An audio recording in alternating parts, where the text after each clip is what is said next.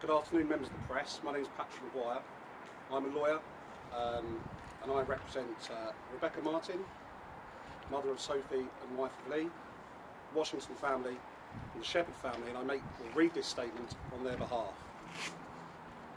Whilst today marks the end of this inquest, it will never mark the end of the pain for all of our families and loved ones.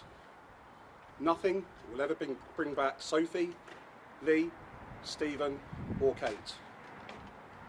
On the 12th of August 2021, our lives were changed forever.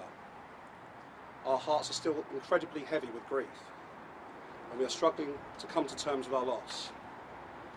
We will never be able to understand or comprehend why Davison did what he did. It was an act of pure evil.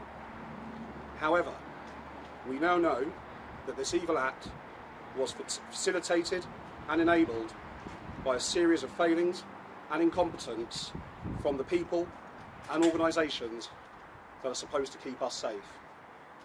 The system has hopelessly failed us. In particular, the Devon and Cornwall Police Force has failed us. The evidence we have heard during this inquest over the past 5 weeks is a consistent story of individual failures, breathtaking incompetence and systemic failings within every level of the firearms licensing unit of the Devon and Cornwall Police. It is beyond us how Davison, a man with a known history of violence, mental health issues, with no real need to own a firearm, was granted a licence to possess a gun in the first place. Davison then brutally battered 2 innocent children in an assault in the park. Davison's brutal attack was incorrectly categorised as a low-level assault. Following this attack, his firearms licence was revoked and his gun was seized. Despite being charged with violently assaulting 2 innocent children, unbelievably, he was given his licence and his gun back. Davison was considered to be a low risk by the Devon and Cornwall Police. The evidence that we have heard from Devon and Cornwall Police was that of a system that was a shambles from the top to the bottom. Those in charge of making decisions as to who should possess a gun had no training on how to do their job. There was no supervision of those individuals. There was no auditing of the decisions that were being made. There was a culture of granting people firearms licences against a background of serious concern. Davison's case was a prime example. These systemic failings within Devon and Cornwall Police have failed to protect the public. They have failed to protect our loved ones. We firmly believe that these failings of Devon and Cornwall Police have resulted in the deaths of our loved ones. So far, there's been very little evidence of regret or remorse in the decisions, actions, omissions or catastrophic mistakes made by Devon and Cornwall Police, its firearms and explosives unit, multiple other agencies, care services and individuals. Warning signs were ignored and a licence to kill was granted.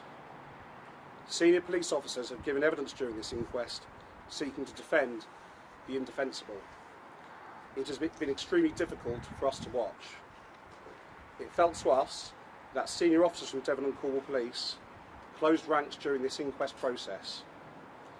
It is too late for an apology from Devon and Cornwall Police. The time for that has passed. We want accountability, ownership and change. We are very grateful to the jury and for their findings. We thank them for the diligent and sensitive way they have conducted themselves during the course of this inquest. We now want seismic change and a complete overhaul of the firearms licensing system and legislation in England and Wales. The current system and any perceived changes since this attack does not reassure us, and it should not reassure the public. During the next few weeks, we will be united in our commitment to making sure that fundamental changes are made to the way firearms are licensed in England and Wales. We will work with our legal team and address the coroner on our thoughts on how to prevent future deaths.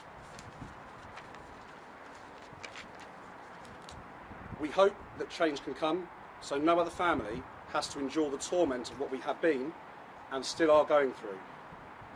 We would like to thank all the people who have supported us during the worst time of our lives. We would especially like to thank the local community and well-wishers who have made contact from all over the world. Their support and kind words have made a positive impact during a difficult time. We would also like to specifically thank the Senior Coroner, Ian Arrow, his counsel Bridget Dolan KC, for the sensitive way within which they have conducted this inquest. Finally, we have suffered intrusion in our lives in an unprecedented scale from complete strangers since the events of the 12th of August 2021. We respectfully ask the media who are assembled here today and those from afar that we are now left alone to digest and process the outcome of this inquest. Thank you.